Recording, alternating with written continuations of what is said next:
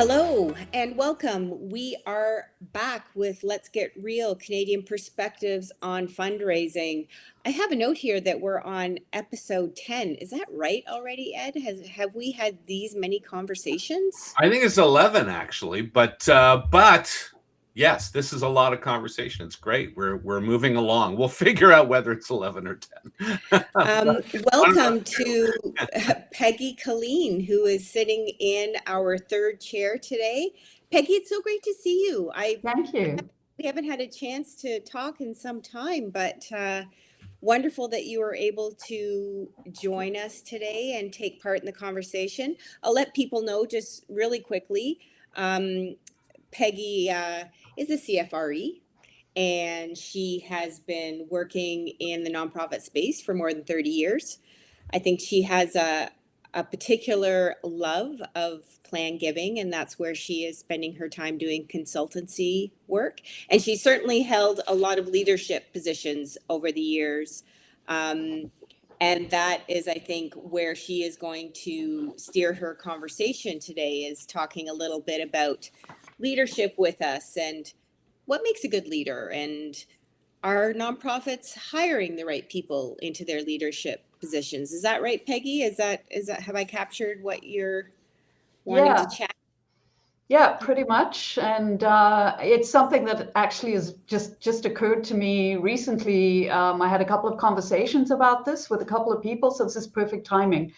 Awesome. When you came in. Yeah. Great.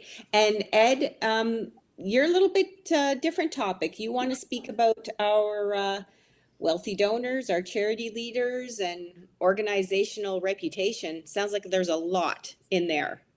Yeah, and unlike me, I want to take on a serious topic this time.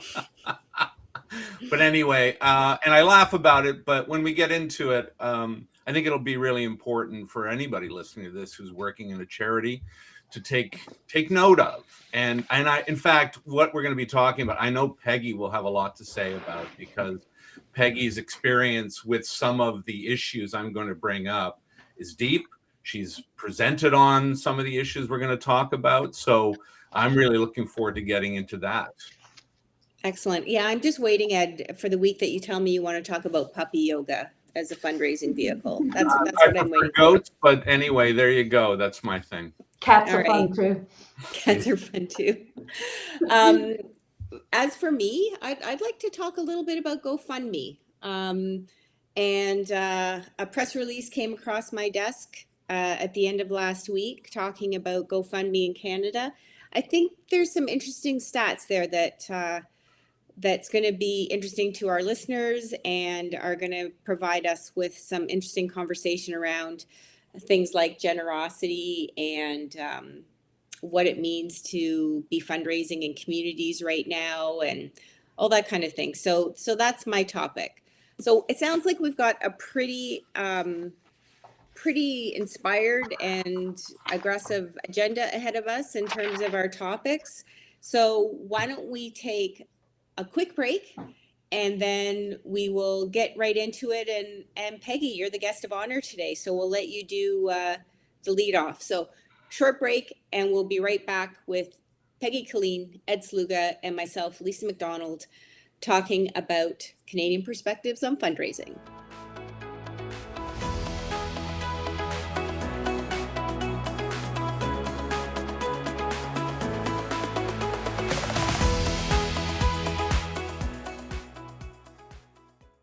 All right, here we are back to the main event. Peggy, let's talk about leadership. What makes a good leader? Well, that's a question I've been thinking quite a lot about lately, because I've had 3 recent conversations in the last 2 weeks that have kind of brought it into focus for me. And it started a few weeks back. I was being interviewed by Mikhail Bornstein from George Brown College in Toronto, and he's doing a research project on leadership development in the non-profit fundraising sector.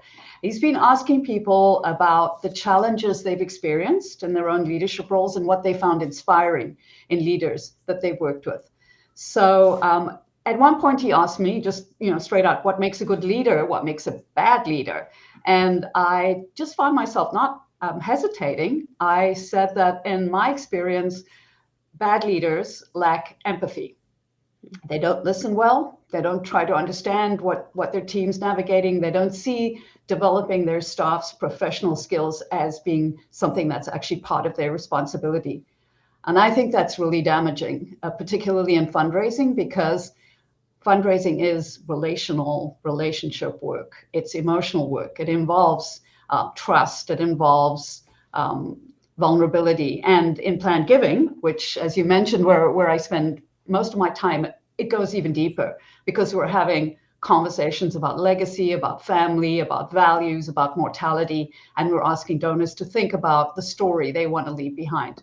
And you can't do that work without empathy. So if a leader isn't modeling empathy internally, it can make it harder for a team to practice that externally. And I'm going to say, particularly maybe for a new generation who's coming in to this kind of work for the first time. Now, I want to talk about that a little bit more, actually, because, but first I'll say that the qualities that I think boards often look for in their leadership, in a CEO, when they're hiring, actually can sideline, maybe unintentionally, but they can sideline empathy, because boards are looking for confidence. They're looking for presence. They're looking for somebody who's decisive. They have a strong public profile, a visible record of results. And nothing is wrong about any of that. But when the image is more important to the board than how that person might be working with their team, I think that sometimes we elevate leaders who are more focused on admiration than development. And I think the reason that this all came to me in this conversation with Mikhail was because just a few days before that, I had been at an event in Montreal, and the speaker was Anita Novak, who's written a book called Purposeful Empathy. And she's saying empathy has never been more important, yet we're living in an era of a massive empathy deficit.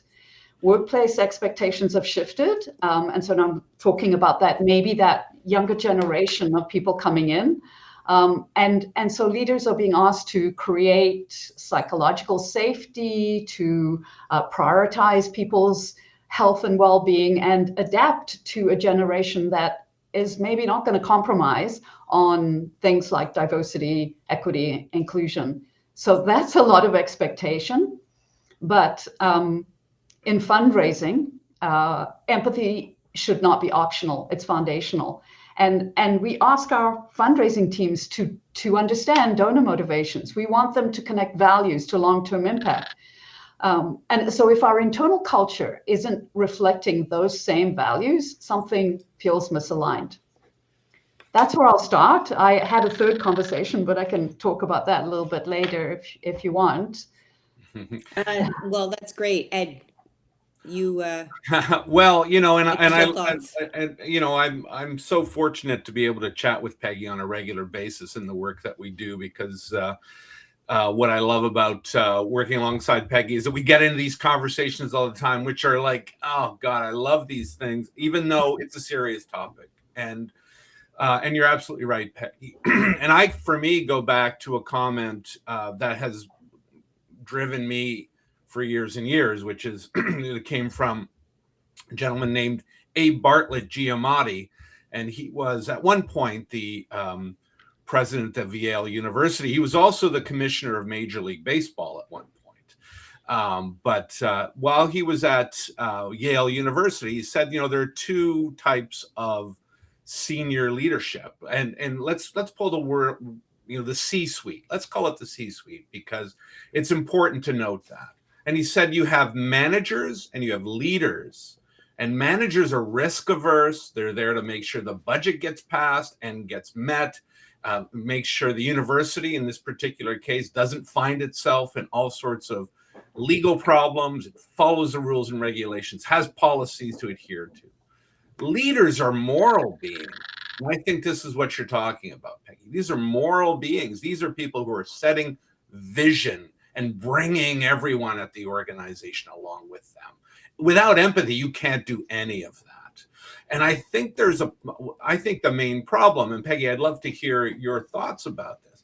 The main problem is this conflation of management and leadership. And we see this more and more in this social media age, where people use the word leadership very indiscriminately. Everyone's a leader.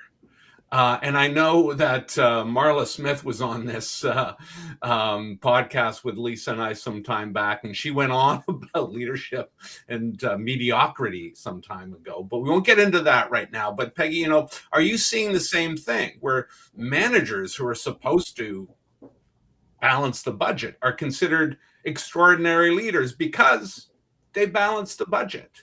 And what we're finding is that the dividing line between true leadership and management is not just blurred, it's no longer there. And so the wrong people are being cast as leaders, as you kind of say, and being given leadership roles when really they don't have the skills or the empathy to actually achieve what you're thinking of.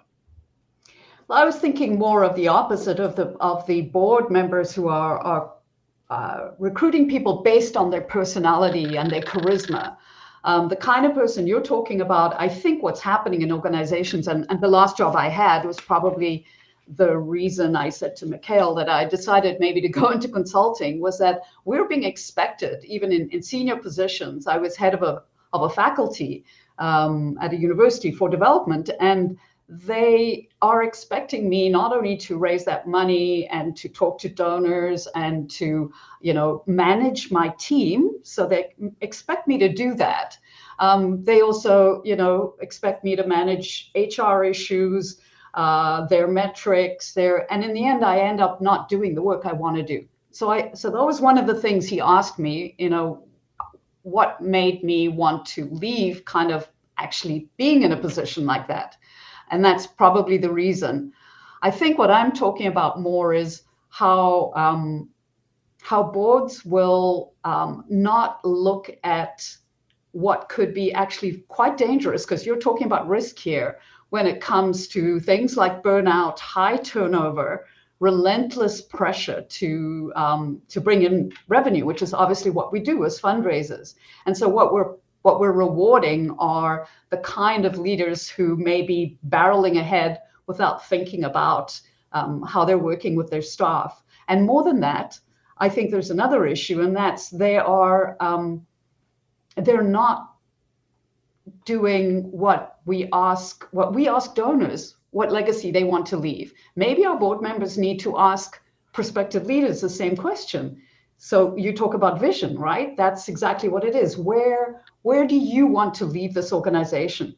And leaving this organization in the right place means developing people, being empathetic with the people you work with, so that you can actually take this next generation into a place where they believe in what you're doing and what the organization's doing. They don't leave. There's not high turnover.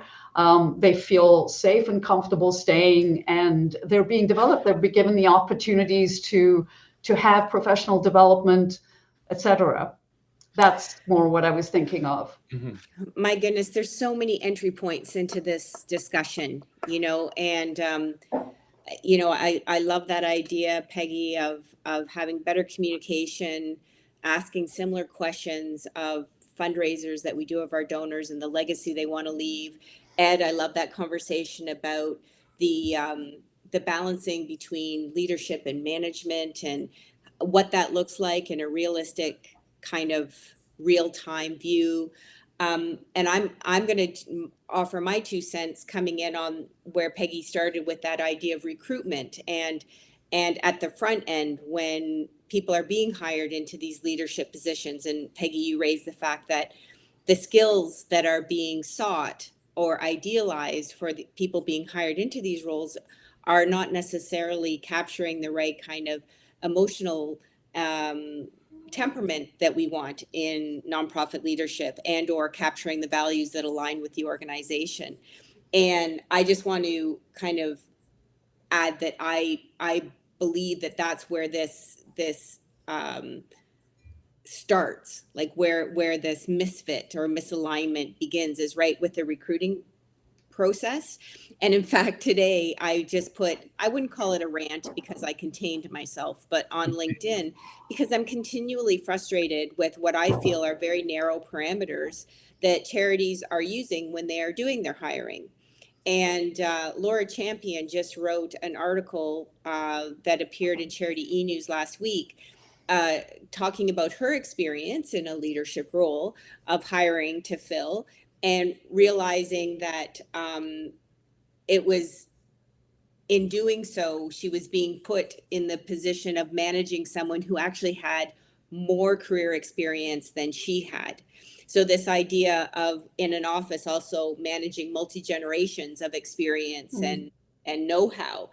And I feel that if as a sector we could expand the hiring practices to really consider the lived experience that people were bringing with them, whatever that looked like, then we'd be much more aligning values of empathy with the work that was trying to be done, instead of trying to use these corporate kind of terminology profiles that we want to make us more business-like, that we want to, you know, be part of that C-suite kind of mentality.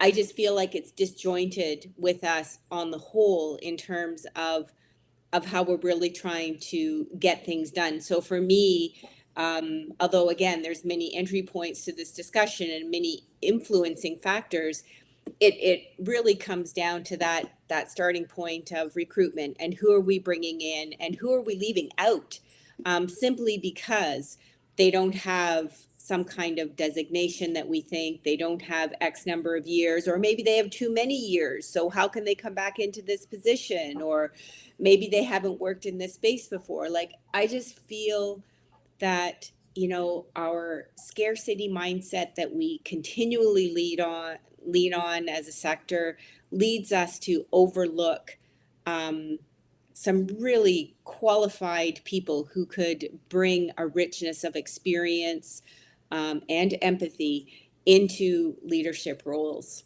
That was kind of my. If I could, and before you throw it back to Peggy, Lisa, if I could just say that, you know, again, I've been lucky. I've had a lot of mentors and a lot of people I've sort of grabbed hold of at some point in the past, and their words ring in my head. And one of them is a guy named Lance Secretan, who was at one point CEO of Manpower, large recruiting firm and staffing firm. But he spoke to the Association of Healthcare Philanthropy in 2006, so 20 years ago, and he talked about how in his consulting practice, after he left being the CEO of Manpower, he would go and speak to boards and to professional organizations and talk about how leaders needed to exhibit love. And he said that was the weirdest thing when he would say that out loud in a room full of professionals, how squirmy they got just using the word love in his presentations. And I think, Peggy, that's kind of empathy is that, right? It is. About loving what you're doing, loving your cause, loving the people around you to the point where you want to make them successful. I think that's what you're saying. Yep, I am. And I think that'll take me to the last conversation that sort of brought everything together. Was I talked to the CEO of a large charity as part of my work. And what struck me about him was how passionate he was, and how passionate he was about he's stepping into a challenging role where a lot was expected of him. But he talked about it giving him joy. He talked about, so, you know, that's like love, I guess, is when people say, well, something gave me joy. It seems like a strange thing to be saying in a professional setting. But what he was saying is that he loved to be in this team. He wanted to grow and evolve it. He wanted to leave a legacy. He didn't use those words, but it was what I was hearing him say, is that he wanted to make sure that this organization was there, resilient, was sustainable. And part of that resilience and sustainability is not just money, it's the people. And it's the people who stay, the younger generation that comes in and stays. the older generation that are there as mentors, as you were saying, Ed, or maybe not older, just people with a different experience that can give that kind of training, because empathy can be learned. We teach our fundraisers to ask questions, to listen, to connect values. We teach them all those things. So why would we not be able to bring in people who, if they're not able to kind of do it naturally, they can be, I want to say, their performance reviews are maybe not all about confidence and the numbers and revenue growth, but also what are your retention rates for your staff and your donors, obviously, but what for your staff? What's your team morale like? What's your succession plan? What is it that you see yourself leaving as something tangible rather than it being about you? I think that is a really good optimistic note to kind of wrap up this segment on, because I think we've answered the question. We're all in agreement that empathy is certainly one of the factors that makes a good leader, the kind of leaders that this sector needs. And the fact, Peggy, that empathy can be taught, it can be included as part of the metrics of evaluation. That's all very positive. So I think it's just, as long as the boards, to turn to your second question, ask themselves, are we hiring the right people? And if they ask themselves, what does our recruitment look like? Who are the individuals that we're bringing in? Then we're going to be making strides in this area of finding the kind of leaders who can be accountable and who can build communities of trust, and that the values are aligned. So any final thoughts before we take our break and move to the next segment? I'm good. Well, I'll just say that I just want to make sure that something that you just said and Peggy said are really clear, and that's, what is the board after? And I'll say this to our friends out there who are looking for leadership roles in organizations: ask those board members, ask the recruiter lots of questions about that board, because I think, Peggy, you've said it, they're really setting the tone for most organizations. We know some of the organizations are massive. The board and board of governors has little to do with hiring, but most of our colleagues are working in organizations where the board has lots to do with the hiring and management of this person. Let's ask those questions. Don't be so quick to just take a job in leadership just because you want it, because you're going to be faced with those folks, and ask the important questions. Wise advice. And on that note, let's take a quick break, and then we're going to come back and talk about GoFundMe. I've got some questions for both of you about some of these recent statistics. So short break, and we'll be right back.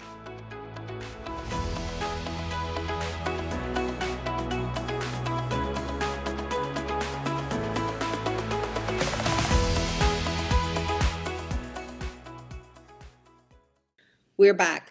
One of these days, we're going to capture some of the conversations that happen between the segments, and it may be that it's far more engaging Perhaps, and or funny and or mind-blowing than what we actually get captured on tape. But anyways, that's for another day.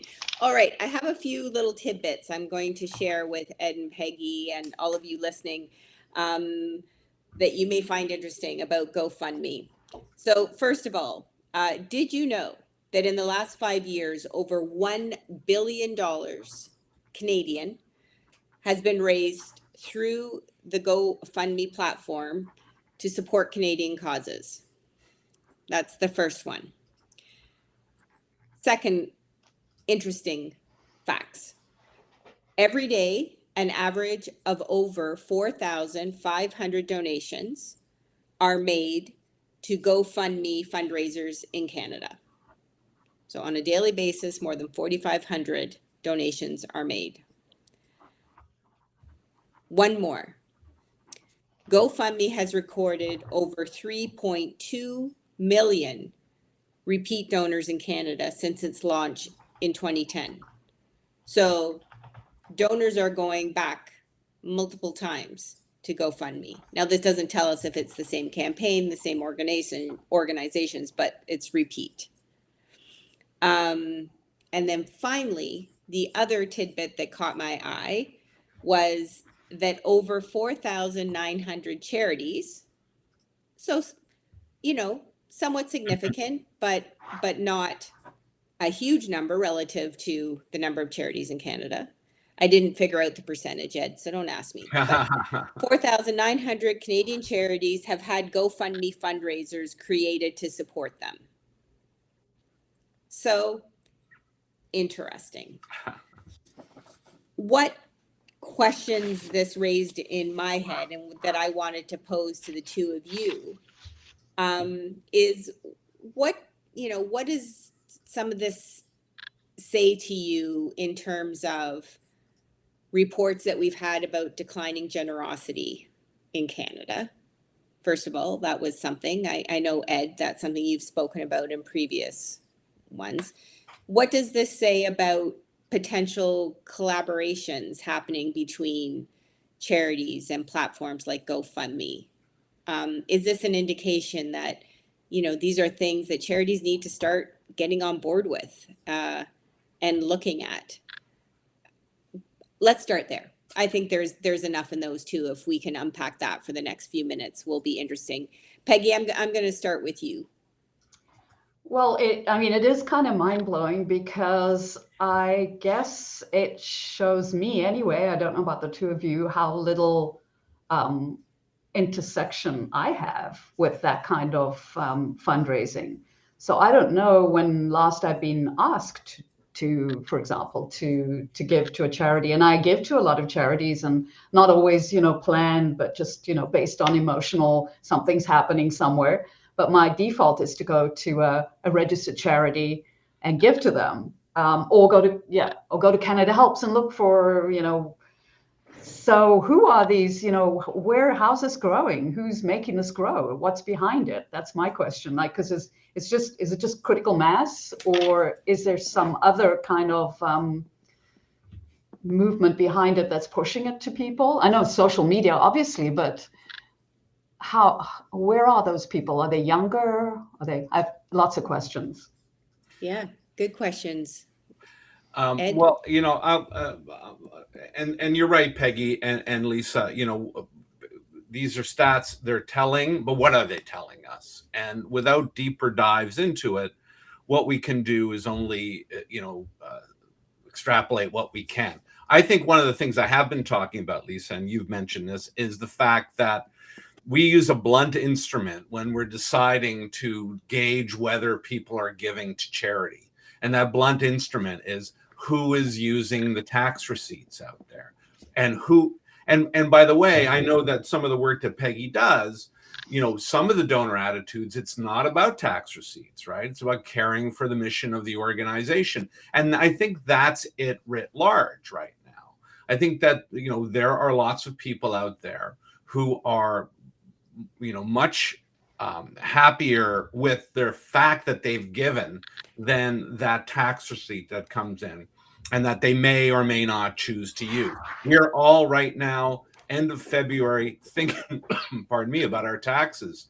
Do I remember every charitable donation that I may have made over the year? I got an email about that when I put my taxes together and I send them off. Will I have remembered every single tax donation that I made? Chances are I won't. And it doesn't matter to me because most of them are made because someone asked me to give to a good cause.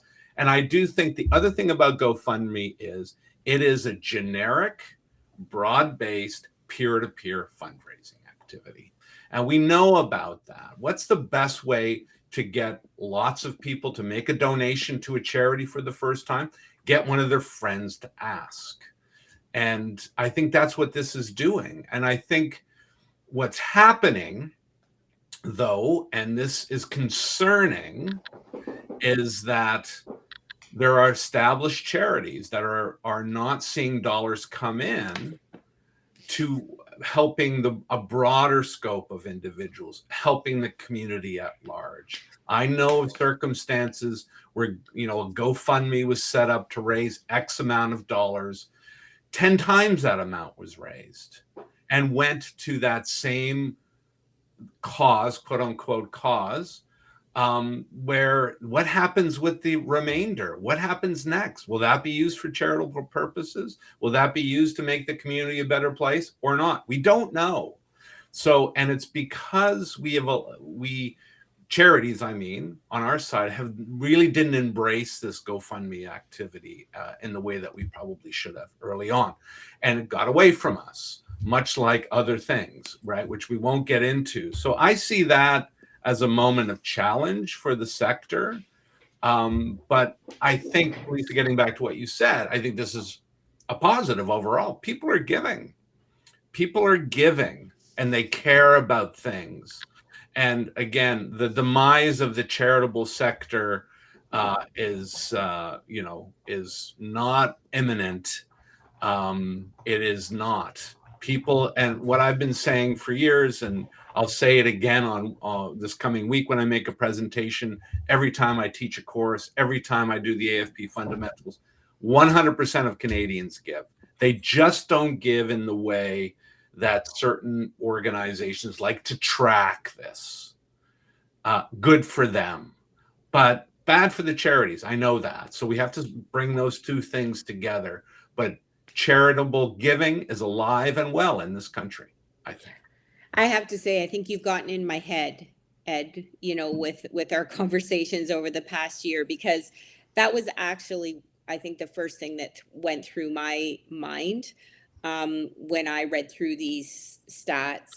I was a bit astounded at the $1 billion over 5 years. That really kind of shocked me. And I also agreed that I would love to go a bit deeper dive in some of the demographics as far as we could to understand. But probably my first thought was that yes, people are still giving, and often that peer-to-peer. I gave to a GoFundMe campaign, and it was someone that I knew whose family had run into an unexpected hardship, which often I think is the basis of these kind of campaigns. And this was a way to help support them directly, without doing things like the meal train or, something like that. It was another way to kind of channel funds to help them deal with the hardship that had hit their family. And I'll give the example of the well-known TV personality, James Van Der Beek, who just passed away. And it was quite widely publicized that as the having quite a large family, and so many of their savings had gone into fighting his cancer, that they had started up a GoFundMe, and that it had already far surpassed what the goal had been set. So again, it's a case of like peer-to-peer, friend-to-friend, helping out in some of these situations. And you're right, I don't think in that case people give two hoots about a tax receipt. That's not what they're thinking of. So I think also it is a positive overall message, and I think there's opportunities to educate ourselves more about the platform, like Peggy was saying, try to dig down and understand, who is being attracted to this kind of giving and what circumstances, and then perhaps charities can start to build some strategies that align with that and can capture the hearts and minds of givers toward what they're doing. Peggy, do you have any other kind of follow-up thoughts? Well, I do. I think it is younger people. I did a little bit of research when I knew you're going to talk about this, and so I think that's key. That if our culture of tax receivable, formal charities registered, doing all the reporting, all of that is actually not being kind of picked up or open to millennials, to Gen Z donors or younger people, then that's gonna, if you think of it in another like 10 years, that's gonna really change things in terms of our traditional charitable giving. So we need to think about how do we incorporate it, maybe how do we work together, because you said there were 4,500 donations, right? And Canada Helps, this is just, Google says 9,300. So they're halfway there. They're halfway to what Canada Helps brings in. And that's like the biggest platform that we have, but for registered charities, right? So it's not counting, obviously, the donations going directly to charity, but that's huge when you think of what a machine something like Canada Helps is. GoFundMe, I don't even think of it as a machine, right? I just think of it as a kind of an app. But I do think one of the things that I want to say about it is you're right. I mean, and Canada Helps is actually this really interesting thing that was developed as a conduit to charities, but in this kind of populist sort of way. Right. But Lisa, I think what you said, the meal train, I love that metaphor, and how many of us do that? How many of us do that for our neighbor next door, down the street, or maybe for lots of our neighbors by, donating to the local mission or to the food bank, or just taking, those products and dropping them off at through one of the charities collecting for resale so that they can fund their operation. None of that gets tracked. But you know what it does do? It builds this wonderful sense of community and charity. And community really is what it is. It's not charity. It's not fundraising. It's not even philanthropy. It's doing what's right in those moments. Then it's up, I think there's a little bit of an entry point here. If young people are giving in these ways, then it becomes the charity's job to convert them into giving to a broader community activity. And we're not going to bring all of them along, but we'll bring some. And so it's all about, yes, we should be really happy. The notices of the demise of charity again are premature. We are in a really good spot. Yeah, some charities are like, hey, that's money not going tracked. It's not going to a deliberate community-based organization that can show impact. Maybe it's, we're exceeding goals, and what's going to be done with all those extra dollars? Hey, people feel good, and they get that feeling of doing something good, and that's a positive. It's up to us to convert them into donors of a different kind. I agree. I think, again, the more we, or the less rigid that we are in having to define what constitutes, these different channels of giving within our sector, then the more collaborative we can be. And I think we're just empowering ourselves more to really understand what's possible, and how to build relationships, and how to, have people be able to make an impact in the ways that they want to, that matter to them. So interesting. So we'll keep our eye on this, and I'm personally going to see what more I can find out about the statistics and these reportings, and I will come back with more when I have more to share. So thank you for indulging me in that conversation. We've got one more segment, and then it's Ed's turn. So why don't we take a little break, and then we're talking about organizational reputation.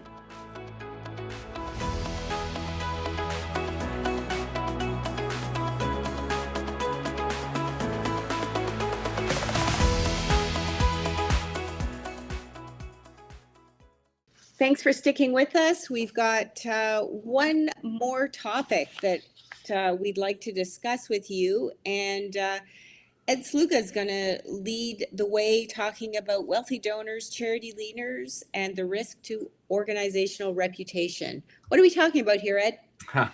Well, again, we joked off at the top of the episode about me constantly bringing sort of serious topics to bear. I think we've had some good discussion, positive discussions. In fact, in the last segment, I think I was very optimistic. Let me turn this around now. Practically rainbows haloing you. I'm going to bring this to this unfortunate, historically grave situation of what's called just simply the Epstein files.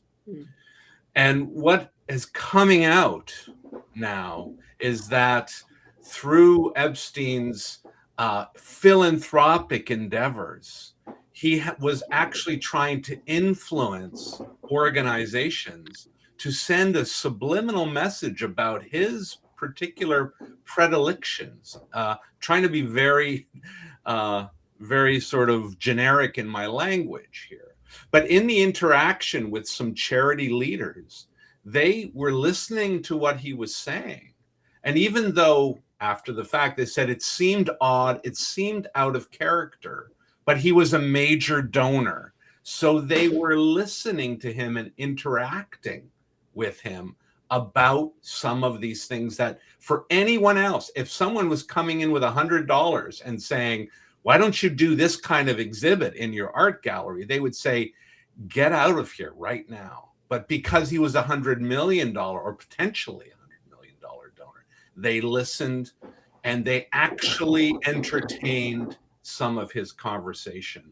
Now, what we see through charities across the country, across the globe, is that, you know, individuals are bringing large donations to bear, and we're not asking questions as deeply as we may need to. And I think at this point, every charity that is actually engaging with donors and asking them for large quote unquote transformational gifts, which will align the charity with the donor for the short and medium long term, has to now double down and be even more focused on, and I hate to put it this way, but where did the money come from? How did that money come in? And are we truly willing to accept this donation? Because there's reputational risk for the organization in the short, medium, and long term. Now, you know, the fact of the matter is, how do we get around that? As a charity, first and foremost, we need solid gift acceptance policies. Without those, as a starting point, you know, we would be in trouble. And I'll give you an example of one area right now, or two areas that we've talked a lot about. One of them is simple, right? Gift acceptance policies will say pretty much with almost every charity in the country, we will accept gifts from alcoholic beverage organizations. We'll accept those, absolutely, for most organizations. We will not accept anything from the tobacco industry. That's a no-no. And how do we feel about cannabis? I don't know. People are all over the map. So that's something we've been wrestling with ever since cannabis became legal in most jurisdictions. But the other one looming right now is cryptocurrency. Will we accept cryptocurrency? Should we accept cryptocurrency? What do we do with it? Now, I'm not saying you should say yes or no to that. I'm just saying you have to think about that. Charities need to be aware of this. And I think it will do something really positive, because I think there are a lot of new-ish sort of charities out there right now. Some of them are coming from the for-profit sector. I won't name them, Lisa. You know, you kind of pull me back from that. But my question is, do they have policies?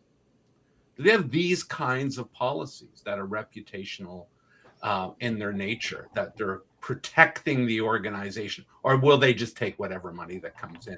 This is how charities can also set themselves apart, but protect the organization. There are more of these gifts out there than we like to think about. There's something we need to now legislate internally as much as we can against, and be on guard for, because if they're revealed, these are reputationally damaging for the organization, but also for the individuals, the board members, the leadership, the fundraisers. This is something that is now front and center for charities, and it's up to us to take this on. Yeah, for the record, Ed, this one, I don't think you're being grumpy. I really like this topic, and I think it's one that needs to be higher up on the priority of discussions. Peggy, what's your take on this? Well, I figured this is what Ed was going to talk about when I saw, what the broad topic was. And gift acceptance is first in my mind too. But I guess there's a whole lot of other stuff, Ed, fossil fuels. There's a ton of things and that organizations need to really think about and spend time thinking about, and maybe again, gift acceptances, you and I know that we work with people and help them develop those policies, but they've got to be so detailed, and also at the same time allow people to refuse gifts, or that is, and this is something we need to protect our staff with. So I'm going to go back to my thing about your team, but you are protecting members of your organization by putting in the right to refuse without even saying why you're refusing. You shouldn't even have to go into detail and have some kind of around the Epstein ties. One thing that really amazed me about it is that he wasn't even making gifts most of the time when he was having these negotiations. So this goes even a little bit further. This is having people of influence, people who are telling you that they might want to give to you, and then how almost embarrassingly leaders of incredibly well-known organizations were being courted, literally being courted, and just falling into line, and then there isn't actually any result. All that was happening is they were being manipulated themselves for their contacts and their prestige, I guess. That goes back to what I was saying about leaders. I think that just having an ethic, talking about ethics, one of the first rules of ethics for me is if it sounds like it's too good to be true, or if it gives you one little feeling of discomfort or question, you should go back and start thinking about that. What's worrying me about this? If it's just some little niggling thing, and these are huge niggling things that were happening here. And I think the kind of people that we're talking about, the kinds of major donors, we know enough about them. We know enough about them publicly. We should do our due diligence and figure out if we're comfortable with what their ties are to industries, as you said. Yes, there are organizations, there are charities who've been set up, private family foundations that have been set up with money that came from some kinds of things that we may not feel comfortable supporting today. How far back do we go in those organizations to go back and say, how did you make that money that you're now giving us? Yeah, and look, there's only so much that we can do. And I know there are famous cases in Canada where names of donors have been removed from buildings after the fact. And we could all, with 2020 vision, say, how did it get up there in the first place? Charities have a certain limitation to resourcing. And in fact, we have to, and our good friend Tracy Church, who's a prospect researcher, will say there's a lot of opacity to where wealth comes from throughout. So look, you can only do your best. I think one of the things that we can do, though, as charities, is preemptively do this. Preemptively say, we're now going to double down. We're going to be more rigorous in our examination of where donations come from. And what we know is that those individuals, companies, families, philanthropists of all kinds who are coming with good-natured public spiritedness to the equation will have no problem saying absolutely. I feel absolutely certain that there's nothing in my our history that will negate this kind of gift. It will be those who don't necessarily fit the leadership, the community spiritedness, which will either be upset by it or they'll seek out other ways of getting a tax receipt. And I think it will highlight the difference between doing something good in the community and getting a tax receipt. Now, without naming the differing pots out there, we know what they are. The charities that are doing good in the community are the ones that are going to receive true philanthropy. And all the other funds will flow somewhere else. And that's okay, right? That's okay. So I think it's a time to put our foot forward and say, come work with us in transparency, in the light of day. Let's work together. Let's make our communities, our provinces, our country a better place. And it will do a great deal to differentiate charities and bring in sort of true transformational activity, as opposed to, following the money. So for me, that's a moment, and we should all be.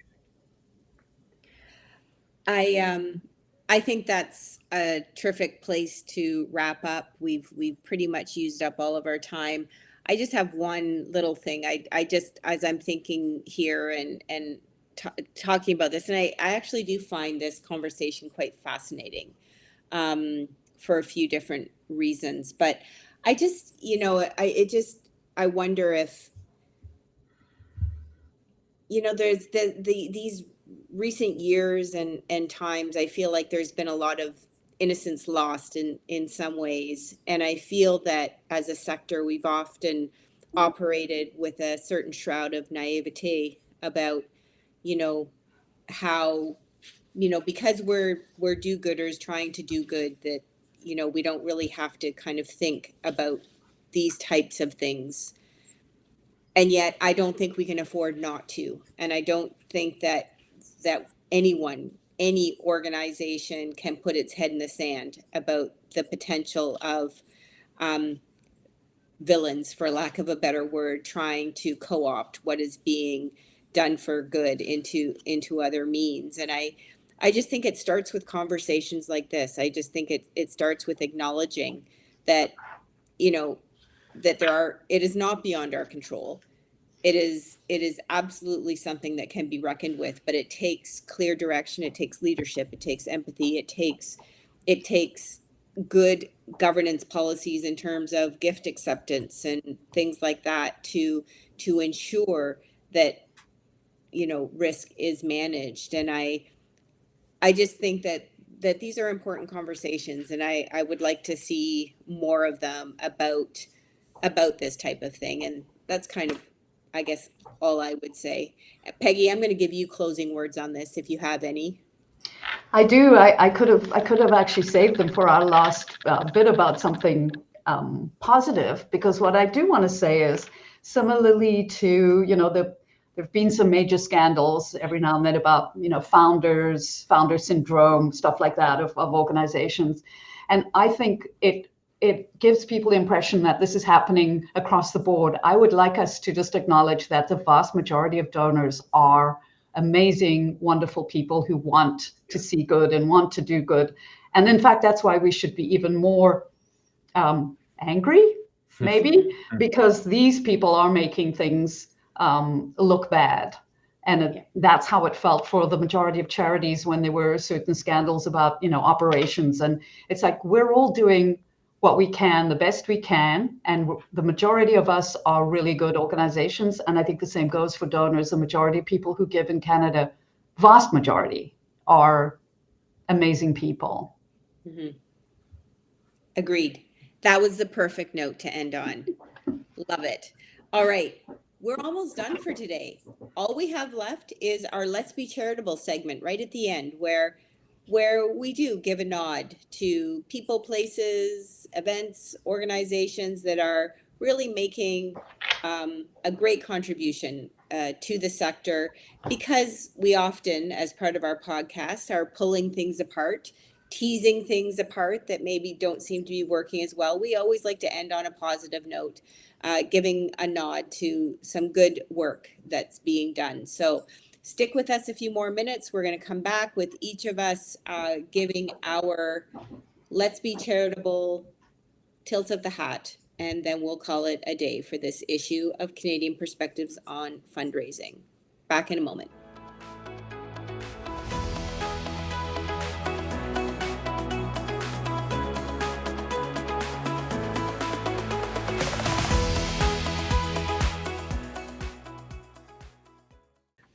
Okay, thank you. We are back for the final segment of this episode, Canadian Perspectives on Fundraising. Today we've been joined by Peggy Killeen. You're used to hearing Ed's dulcet tones along with my own, Lisa McDonald. Ed Sluga, let's start with you. What is your Let's Be Charitable moment for the week? Well, for me, I think I mentioned this before, but I just wanted to give a little bit of an update and again, a shout out. I'm going to be presenting to a group of people who are interested in getting their CFRE. I thought it would be a small group. For some reason, this designation has been under a little bit of scrutiny, almost to the level of attack recently by various folks in the sector. Look, nothing's perfect. The CFRE, I teach the curriculum. Boy, it needs updating. And definitely the exam process can be looked at, but it still remains the gold standard of designations out there in the marketplace. So I'm so happy that individuals are still seeing this as an option, and so happy that folks are interested in finding out more, happy that they are looking at the profession as a place where they want to have a career, and this will help them do that. So for all those people out there, all those fundraisers looking to actually double down, make this a profession, do good work in the community, I want to be charitable, all of them. Well done, and makes me happy. Awesome. Peggy. Well, I want to say thank you for doing that, Ed. I'm going to make a little pitch for an organization that I volunteer for in Montreal. It's a small organization, but it's been around for almost 100 years and was originally set up by a group of women who wanted to give the gift of literacy to children who weren't able to potentially go to school or join a library, which was they had to pay for. And so it's always been free. It is not a municipal library, so 90% of what we get in income and pay librarians to help children from mostly newly arrived Canadians. People are coming from communities learning either English or French as for the first time, and reading is just such a beautiful way to do that. And so one of the things, I recently went to a little display we did where we put books out on the table of the kind of books that we have in the library, and there were children coming by who were not our clients, and having children stand there and stare at books and open them and read them, and when you say to a child, do you like reading, and he says, I love reading, it's just such a heartwarming and wonderful thing to do. I think it's the most beautiful gift that we can give to a community, to start them off with a love of reading and let them let their lives develop based on that. Amazing. Thanks for that, Peggy. And mine is acknowledging, talking about leadership and how important leadership is. The New School of Fundraising based out west in BC is accepting applications to their leadership program. It's a 5-week program. It's a small cohort, only 12 participants in the cohort. And it's run by the fabulous Rowena Valen. And this session is starting in April. And I've been involved as a guest panelist for an earlier session and was just blown away by the way that it engaged people and the discussions that were had. And after all of our talk about needing to kind of build capacity with empathetic leaders, it just reminded me that there are some programs that we need to kind of prop up and cheer on because they're fighting the good fight and doing the good work. And I think the New School of Fundraising is one of those. I've also been invited to participate in this next session, so I have a vested interest in hopefully helping them fill their enrollment. But please check it out. Anyone who might be interested in starting to grow their own leadership potential and gain some new skills. That's my shout out. We are done for another Fantastic. week. Yeah. In case you joined us partway through or forgot or nodded off or whatever the case may be, you've been listening to Let's Get Real, Canadian Perspectives on Fundraising. I thank my co-host, Ed Sluga from PGgrowth, Peggy Killeen, a colleague of Ed's, also consulting with PGgrowth. I'm Lisa McDonald, the editor of Hillborn Charity e-News. And we also rely on the work of our producer, Jody Barron-Sluga, who helps to take all the raw material and mold it into something that is easily digested and listened to. So thanks to Jody for that. And thank you for joining us. It's been fun. We covered a lot of ground today, folks. Yeah, we did. Thanks so much, Lisa. Thank you. Peggy. Thanks for inviting me. Look forward to doing it again. Until next time.